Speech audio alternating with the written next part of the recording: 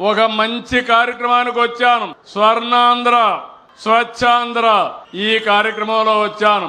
నేను వచ్చింది మీరందరూ ఒకే గుర్తుపెట్టుకోవాలి. నేను వచ్చింది పరిశుభ్రంగా ఉండడానికి చెప్పడానికి వచ్చాను. అంటే చెత్త తీస్తేనే సరిపోదు. ఈడ మనసుల్లో మొత్తం చెత్త ఉండే వ్యక్తులను కూడా పూర్తిగా కడిగేసే తప్ప, ప్రక్షాళన చేసే తప్ప ఈ మాచర్ల బాగుపడదని మరొక్కసారి మీ అందరికీ విజ్ఞప్తి చేస్తున్నా. నేను అందుకని ఈ రోజు మీరు గుర్తుపెట్టుకోండి, నేను స్వచ్ఛ ఆంధ్రప్రదేశ్ తీసుకొచ్చాను. ఇప్పటికి 12 సార్లు జిల్లాలకు వచ్చాను. గడిచిన ప్రభుత్వం 85 లక్షల మెట్రిక్ టన్నులు చెత్తంతా రోడ్డు మీద వేశారు. చెత్త మీద పన్నేశారు.